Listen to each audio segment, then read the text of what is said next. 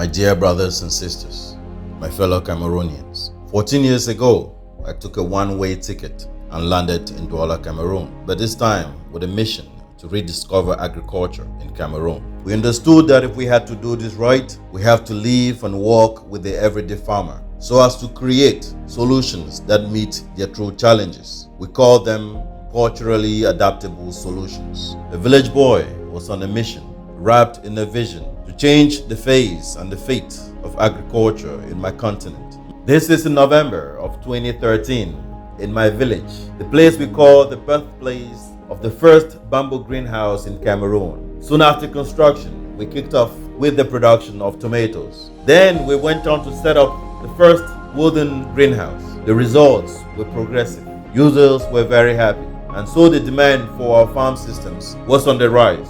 It was then that we went on to set up the first large farm with 10 greenhouses. It was the largest greenhouse farm in the country. It became a touristic site. People came from far and near, from local and international, to see the wonders a U.S. returnee was doing in the domain of agriculture in his hometown. The amount of food produced in my backyard was more than what many harvested from multiple hectares in nearby farms. So the demand for our products was on the rise. And we went on to create the Greenhouse Academy. We had our first class of students in 2015 and applied our footprints in over 100 locations in the Northwest region.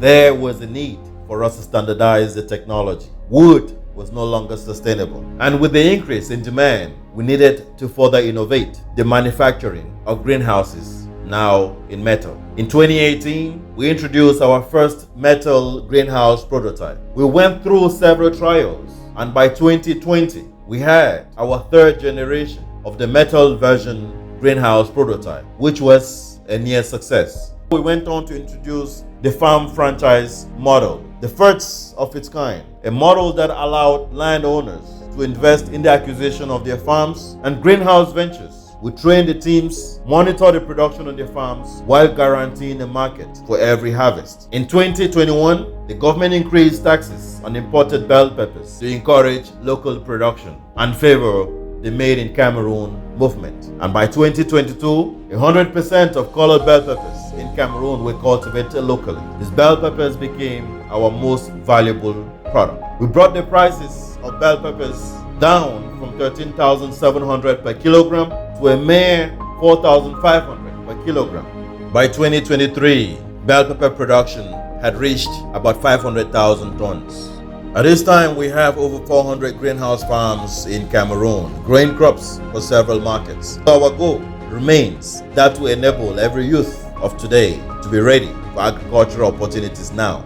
Our idea to make agriculture in Cameroon great again became a revolution, growing everything that was normally imported, especially if they were grown in greenhouses in foreign countries. In 2024, we went on to form a development agreement with Turkey's largest greenhouse farm developer and aggregate producer. The move that would introduce all models of greenhouse farms, a project we termed the Sahel Greenhouse Project. We have already begun in the Adamawa region.